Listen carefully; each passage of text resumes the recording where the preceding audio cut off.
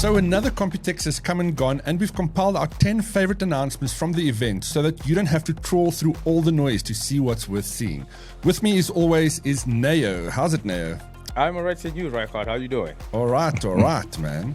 I also want to say thanks to our friends at MSI for sponsoring the show. They always come to the party when we have a cool idea. In fact, the show wouldn't be possible without the incredibly hard work of my trusty MSI Raider GE76. This notebook has been the backbone of NAG's editorial and video production efforts for almost a year now, and my job is certainly made a lot easier with this tech in my hands. Then keep an eye out in the show for the badger. I've hidden this little fellow somewhere in the episode to see if you can spot him. Simply let us know in the comments below without giving away the timestamp, and you could win something from the NAG office. It could be a branded swag, Lego, or even a lunch date with Len. Just kidding. We don't have much branded swag at the office. So let us know and you could be picked.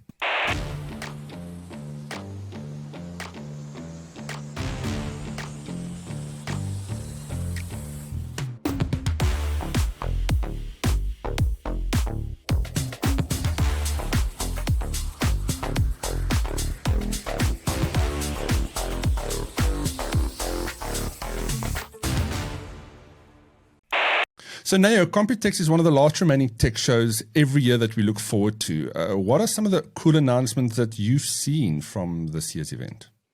Oh, wow. There was a lot at this year's event. I mean, we're talking about flat pack cases. We're talking about motherboards that you can plug devices on the backside of.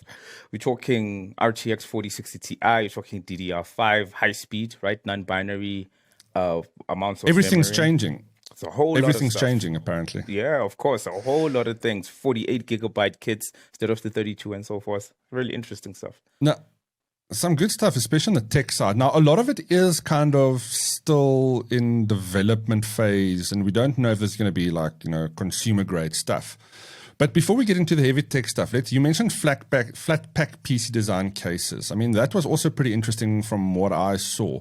I mean, essentially, for those that don't know, it's basically a case that's deconstructed. So the box that it comes in is about half the size of an actual PC case. So for manufacturers, obviously saving costs and shipping these things, but for us consumers, now all of a sudden the customizability and what you can do with these things is a whole different thing because you put all the panels together.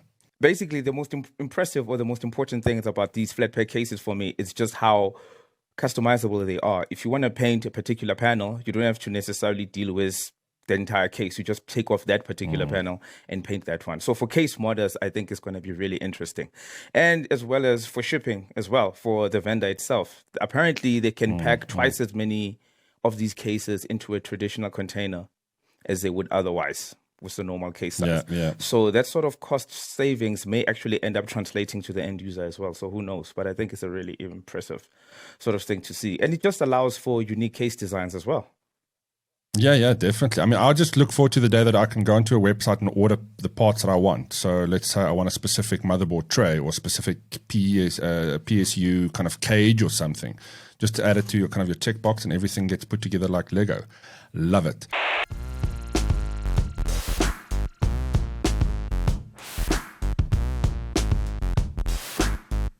Hey, what's up? Where you from?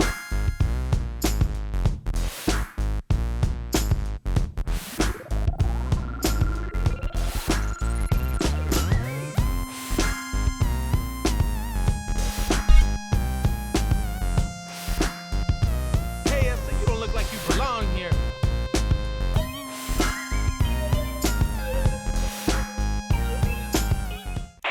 Another cool thing that we saw, or that I saw at least as a fan of the old Cougar gaming chair, is their new NxSys Aero gaming chair, which actually has a fan built in, which I thought was quite novel. Oh, so that's a very interesting chair, actually. I would love to give that a go. Especially, I can imagine it makes sense for competitive gamers who are in these intense sessions and their backs can actually start getting sweaty. I suppose any sort of comfort that you can get while gaming intensely or competitively is a worthwhile advantage. And if this is one of them, yeah, definitely you should consider it if you are a competitive gamer. Exactly. And I guess also depends on people, right? I mean, I'm not really a sweaty back kind of a gamer. I sit in my chair all day, but I'm kind of fine. But, again, summer months, some places in the world where it is very hot and like these, this isn't the fabric chair, or the one that I've got at least. So it can get warm on very hot days in the middle of summer. So, I mean, I can imagine if you're, in 40-degree heat, you might want something to cool you down. I think I was probably a little bit more excited about the new wave of haptic feedback chairs we are starting to see. I mean, they're still pretty premium. I know Cooler Master's got another one that they've also kind of recently announced. I like the idea because it seems functional, right? If you play games, you have some haptic feedback. But again, it's at the premium I would want to spend, maybe not. Oh yeah, but I think for people who especially do or play racing simulators, they could appreciate that a lot, because as drivers tell you, the feel is always in your rear end, literally. And you may not get that necessarily with this chair, but it gives you, or it brings you closer rather, to that feeling of being able to tell where the car is, grip levels and so forth, if you can get haptic feedback through your body, not necessarily through the controller or your steering wheel. So I think that's something that can be exploited and just make the whole gaming experience so much more immersive, especially for simulators. Oh, definitely. Definitely. Imagine putting one of those chairs into a racing sim or something. I think there's huge potential. That's right. Another thing that could be worth its premium is the new M.2 drive from MSI, the Spatium M570 Pro Frozr. And now this thing's got a huge looking heatsink. I don't know if that's going to be part of the final production model, but the real big pulling card for this thing is those read-write speeds. Goodness gracious. Oh, yeah, of course. I mean, Gen 5 SSDs are here finally. They're not necessarily affordable right now, but eventually we'll get there, and they'll be just run-of-the-mill like Gen 4 SSDs are right now. I'm really impressed with what they're able to do. I mean, 12 gigabytes or even up to 14 gigabytes a second, sequential reads, I think. And in RAID mode, they showed over 22 gigabytes a second. Gigabytes, jeez, man. That's incredible, absolutely incredible. So I can't wait to actually give one of those a go and see what sort of difference does it actually make to my user experience and so forth. Because I think that's where it's going to either make it or break it. But I think, we're in a good position now to start making use of like Gen 5 motherboards. Yeah, exactly. I mean, and if you look at how big things are getting, I mean, in an era where big game files, if you're looking at design and animation, big files, we need these speeds to really kind of push the software side of things to the next level, and to be able to have a good experience with it all around. So very excited about that. Another thing that we've been excited about excited about the idea of change, I think, is some of the motherboard manufacturers and graphics card manufacturers like Gigabyte and ASUS and MSI to some degree have built these new hardware. So there's a VGA card with a different kind of power slot on it. What do you call it? It's like a PCIe secondary slot on there through which the graphics card gets its power, so that you don't have to plug a cable into it, which is quite an interesting idea. It's the Gigabyte RTX 47 BTF GPU. You also had some thoughts on that, Nay. I mean, it's quite interesting. Is it functional? Well, yeah, I suppose it's anything that can declutter essentially people's cases is always welcome in my opinion. I feel that as well, it allows certain simplification for many other people in terms of dealing with power connectors and so forth. We had the recent 12-volt power connector issue with the latest 4000 series of graphics cards. If we had something like that, we would have eliminated that issue to begin with. So if we can eliminate any sort of user error or manufacturing error, what have you, when dealing with cables, I think that's more than welcome. And it just makes the case just look so much neater, because there's nothing like dealing with power cables when you have basically hidden every single cable in your case, but that one you cannot hide. Yeah, exactly. I agree with you. I'm also all for the innovation in kind of sleeker cases. My only concern is now, again, there's another SKU. If you buy the graphics card, it won't work with anything else. Will we potentially get a hybrid of the two where you can then use it in an older motherboard and then switch to a newer one? I mean, there's a lot of questions to be answered. I like the fact that there's thinking around it, as long as we don't stick to proprietary stuff.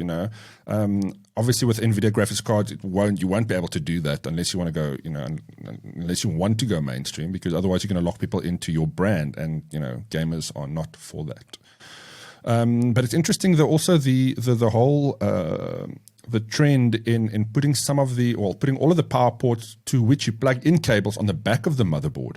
We've seen that with some M.2 drive slots where it's on the back of the motherboard. That is something that I can get behind. I think that's quite a cool trend. Again, you are kind of buying into a slightly different tech. Your case might not support it, etc., etc. But that to me is kind of the first step in making a cleaner case, is getting all those front cables to the back. And that's kind of where your power supply cables run in any case. So it makes so much more sense. Oh, yes, that's for sure. And if you think about it, it's most likely that a lot more cases will be compatible with those motherboards, even if it's a traditional case that wasn't made with those motherboards in mind. Just with the cutouts that you have on most motherboard trays, I think you should be able to use these motherboards on many cases, even ones that are older than 2023, even way back from 2019 or whatever. So I think that, as you said, is more likely to happen in the short term, and it doesn't need so much of a big transition or standardization from anyone as much. I mean, you could basically, as a vendor, write which cases are compatible in your QVL, and you would find that it's quite a few cases. And it doesn't have to be everything. I mean, with the SATA connectors, your M.2s, and perhaps even just your power, that would be enough, and that shouldn't cause too much of an issue. So I'm actually quite interested in those. For people who use flat desktop cases like bench rigs and so forth, it would be quite interesting, like myself, because not many bench rigs are made with so much space behind them. But yeah, I'm looking now forward you to raise that. another interesting point. Yeah. For that purpose, I think you're going to kind of kill that idea, because you're not going to be able to mount it flush. But maybe some riser screws will allow you to just lift the motherboard higher up. But again, it won't make it for easy access. I didn't even think about that point. Yes, interesting. How many people are using bench rigs compared to full PCs, like built PCs? Yeah, so, fair enough. Yeah, I don't think it's worth. It's such a big consideration. Actually, I would gladly sacrifice the compatibility with people using bench rigs, right, for what this brings to us. Just neater and cleaner cases. Yeah. Otherwise, we just have little, us reviewers, we just have like 3D printed add-on clips or something that you plug in, that you can bring those ports to the front. There's always an idea, or Cooler Master brings out something new. You pay 500 Rand for an additional plug. Look, I think I definitely like the idea. There's definitely opportunity. And again, going back to the flat pack concept, right? You just buy a new panel then, or you just get the panel for the specific kind of structure you want, and then you can replace it. So all of these things could come together nicely in a couple of years. And I also wanted to, this is another one I saw, and we'll show now on screen, is the MSI Project Zero, which is their take on putting all their ports and things at the back. And as you can see, it looks quite neat. Oh, yeah. I hope we see a lot more of this sort of innovation from all the vendors. If it could be standardized even, I think that it would get so much more adoption much quicker. Yeah. POV, I took my Sims to Computex. Blurna Pafenskuma.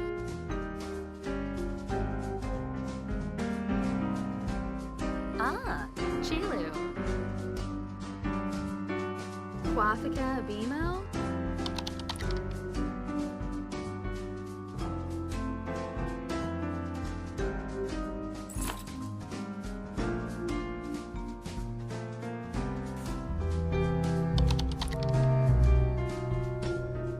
So another thing that I was pretty excited about is the Cooler Master MasterHUB, which, if you are into streaming and content creation, you'd be very familiar with the Stream Deck from Elgato. It's like a shortcut button LED. It's a very cool piece of tech that allows you to quickly just, manage your OBS screens or launch games or switch on lights or whatever.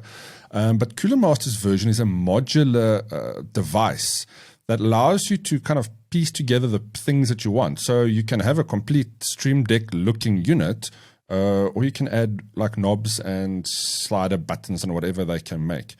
They did say, looking at what they launched at Computex, that the look of this won't necessarily be the final version. It does look a little bit rugged. I do like it, the square shape.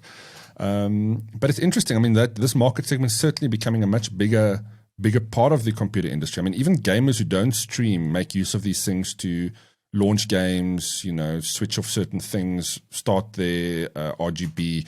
I mean, it's a very functional shortcut panel, really. Do you use one of those Stream Deck type things now? Not necessarily, but I did once use, again from Cooler Master, a keyboard of theirs which had similar functionality and it was also detachable. Oh, yes. So it was a detachable source numpad that was analog as well. So you could use it for all sorts of streaming and basically any sort of media that you want to, media production that you want to be engaged in. So I did find that quite interesting. And I think this is just a more advanced version of that. And as streaming just becomes more popular, I think people are going to start needing these things, even though you may not know it right now. Later on, you might find that you actually do need this. One of the things the MasterHUB has that I quite like is a small LCD panel. So you can literally just add this to your little kit, and then that could be a panel that displays system stats for you, right? Bandwidth rates. Like, I'm always curious as to what's going up and down. To have a constant ticker there, especially when I'm, doing content or interviews like this, just to see what's happening on the inside of my computer, it's quite important. So yeah, I'd be keen on that. Now, Neo, have you ever heard of something called solid state cooling? Prior to CES and now more recently Computex, no, I had no idea such a thing was even possible. Apparently, it's also old technology developed in the 1800s. And now a company has announced essentially a version of that for computing use. The company is called Frozr Systems, and the product that they're launching is called the Airjet, and the Airjet Mini and the Airjet Pro.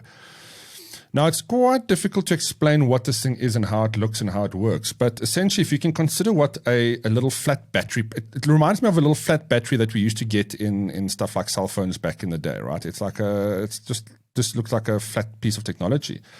But within there's the capability to push air through at remarkable speeds. I mean, what is the number here that I saw? I think it was like 200 kilometers per hour through a thin wafer-like design. I mean, there's no fans or anything in there. From what I know. But yeah, because it's a solid-state drive, so there's no fans in there. But wow, what an interesting piece of technology. Obviously, it's still coming to, it's not really able to, you can't just embed it into anything yet. You kind of need to hack it to make it work. I mean, they've showed us some examples of using it in notebooks.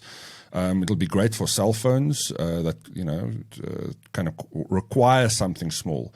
The developers said, yeah, it's really aimed at usage in small environments. I mean, you wouldn't use this to necessarily cool your desktop machine. But pretty interesting. Would you use it for overclocking, Neo? Eventually, at some point, I would love to use such a thing. I mean, I found it quite interesting that the small one, not the Pro version, only consumes 1 watt of power, but it can cool up to 5 watts. Right, and that's pretty interesting. Yeah. So I think the ratio of how much power it draws, right, because it's an electronic device, and to how much it's cooling, I think it's very favorable. And I think the bigger one, the bigger solid state cooler that they showed off as well, can cool up to 20 watts of power, which is quite interesting. I can imagine this being used in something like the next Switch or the next portable device that people might want to game on, because if you don't have to deal with all those thermal restrictions in terms of size and so forth, you can actually add more power there. So this would be a very interesting thing to see in mobile devices, tablets, and so forth. For the desktop, I'm not so sure if it's prime time ready yet. Probably may not be for a while. Eventually it will be, but yeah, as it stands right now, I think it's pretty awesome technology. I've never seen something like this actually, and I'm quite interested, or keen rather, to see what they can make out of it. I just hope all the notebook vendors and so forth join the party and actually produce something for us that's using this tech. And I suspect Apple may actually be one of the first to do such a thing in terms of innovation and so forth. I would believe that. I mean, it's a very innovative solution to a kind of a very old problem, right? Cooling anything, but cooling technology. If you want to see this thing in action properly, have a look at what Linus Tech Tips done. We'll link in the description below. But have a look at their video on it. They go into quite a lot of technical detail about it, and I was absolutely blown away just seeing this thing in action. Another thing that was quite cool, I thought, Neo, because it brings a lot of things together that we always seem to have an issue with, is Corsair's iCue link, which is proprietary technology, granted, but it essentially allows you to daisy chain lights, fans, anything in your computer to make it look cool, and then manage how those things get managed, lighting, and it's very cool. What is your issue been with bringing together RGB drivers for fan controllers and RGB drivers and things like that? I mean, it is a bit of a problem. It is, definitely, especially if you have parts that do not match or come from the same vendor. We don't always like the same things from the same vendor, right? You might have a keyboard from one and a mouse from other one, or fans and so forth. But of course, this doesn't necessarily solve that issue, but if you are going to buy into the Corsair family of products, it just makes managing everything so much easier. It's seamless. Yeah. You know? Already as it is with iCue, I'm very happy with it, but with this, it just takes it a bit further. Yeah. And look, it's got the potential to become a standard. I think we've seen some standards like this from a brand get incorporated into others when these vendors can get together and say, okay, cool, for the good of the industry, let's standardize on a few of these things. I like the kind of things we've seen from Computex in this line. It seems that there is a bit of conversions from the brands.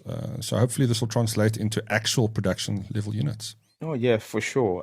Recently as well, I read that there might be a standard for RGB lighting coming from Microsoft that's integrated into the operating system. So that might actually speed that along so that we are ending up in a situation where things are cross-compatible and we can finally have some sort of framework that allows these things to operate between each other.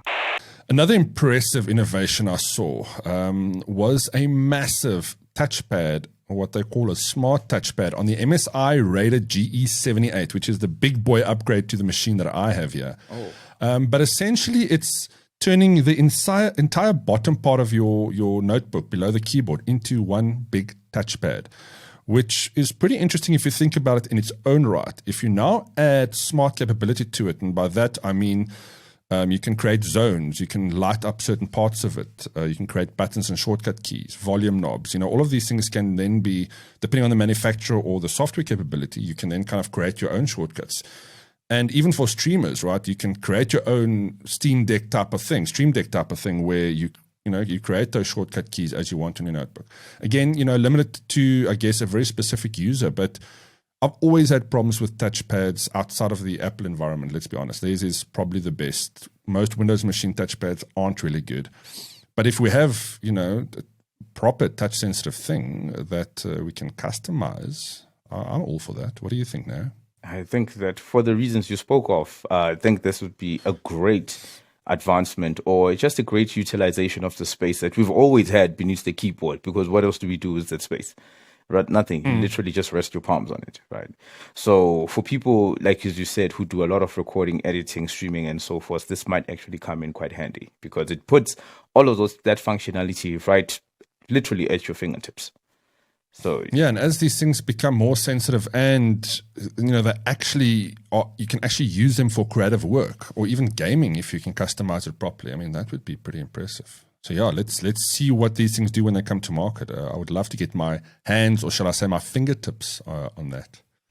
Now, one of the first things we spoke about when we chatted about this Computex feature, you mentioned AMD and NVIDIA's new graphics chipsets. I was quite excited, maybe less so about NVIDIA's 4060. But can you tell us a little bit about AMD's offering, and then obviously what NVIDIA announced? Oh, yeah. So for AMD, they actually announced a part that doesn't compete necessarily with what NVIDIA announced. So it was a 460 Ti, RTX 460 Ti from NVIDIA, but an RX7600 from AMD, which is a follow-on from the RX7600, essentially, in that line. So we also saw a price drop just prior to the actual announcement from the RX7600. The MSRP went down to $269, I believe, which is quite attractive. And it's something that NVIDIA could have done with for their 460 Ti, because as you know, it hasn't been well received at all. The performance is okay, but the price is a certain no-no for people. I mean, $400. I think that in South Africa will translate into well over 10 grand. So $400 for a 460, for a 3060 Ti replacement is kind of asking a lot from people. And it's a good price, but a bad proposition, right? Exactly, exactly. So the entire 4000 series actually hasn't been received well in terms of pricing, where the best value for money graphics card right now remains the most top-end RTX 4090. Everything else has been a little on the expensive side, and I think what highlighted that more than anything else is the RTX 4060 Ti, which with DLSS 3 is incredible, just offers phenomenal performance, but not every game is DLSS 3. And where it doesn't have that, sometimes it's just as fast or as slow as the outgoing 3060 Ti. So that isn't sitting well with many end users. But on the flip side, AMD has done, I think, a slightly better job because they're coming in at a much lower price, and they've managed to comprehensively beat what it is that they were replacing, which is the 6600. And in fact, their RX 7600 right now is quicker than the 6650 XT. So that actually says something on AMD's side, that they've actually made the gains that they needed to. How well that will sell on the market remains to be seen. But as we all know, people are sensitive to pricing right now. So the one who can basically provide the GPU experience at the most cost-effective price is ultimately going to end up winning. And that just might be Intel as well, right? With the ARC series of GPUs. So we'll have to see. Yes. Yeah, if I was a betting man long-term, I would say Intel is the way to go in terms of their offering. It's going to be very, very competitive. Now, we were speaking about the 40 series just now, and one of the issues with the 40 series, especially the high-end one, was that problem with the power cable. You know, the problems of some of the PCs catching a fire because the ports weren't plugged in properly, essentially. That's what it came down to, right? Because it's quite a tricky little clip to get in. MSI has come up with a solution for that with the MSI MAG A850GL power supply. And no, this is also something you brought to my attention. Now, this one comes with little yellow tabs. I mean, that is pretty cool. So you can see when it's not plugged in. Oh, yeah. There've been so many solutions to this, people proposing so many solutions to this issue that we have. But I think this is the most obvious one and probably the most effective one, because you can visually see if you've plugged in your connector or not, because I believe it changes the color of the connector. So it's a very... Well, once you plug it in, and the yellow is quite noticeable. So as you plug it in, it kind of just goes all black, which is quite a nice little effect. Yeah, so that is probably going to sort out a lot of the issues immediately, because everything else that we tried before needed different manufacturing and so forth. There's a cost involved to it, which I believe this would be slightly lower than. And yeah, a visual indicator is always the best one, because if you remember, with the traditional PCI Express connectors, we used to have a little light that would go on some graphics cards if you've plugged it in properly or not. So this is basically an extension of the same thing. Yeah, analog version. It's a simple solution to a tricky problem. Can you spot Lucky the Dragon? Comment down below.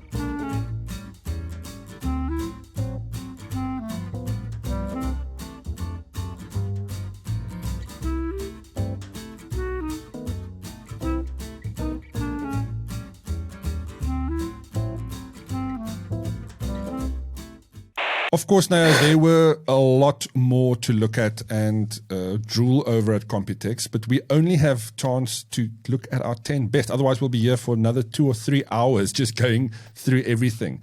But now we want to know from you, what did you see from Computex 2023 that kind of caught your attention that you'd like to see in South Africa very soon? Let us know in the comments below, and we could feature you on the next show again. As always, Naya, thank you so much for your insights and all this incredible technology that we have all around us. What are you going to spend your money on come December, and all of these things are available to us? Have you decided? I am actually not sure. I am thinking it's probably going to be something that we didn't discuss, which is a new display, because I've been thoroughly impressed by the displays. But after what Apple showed us with the Vision Pro, I'm not so sure if display is what I want. But yeah, we'll see about that. Yeah, we better cut this conversation, because now we can easily talk another hour about VR heads up and new display technologies. But let's keep that for another episode. Thanks, Naya. As always, have a good one. We'll chat again soon. All right, Raifat. Take care.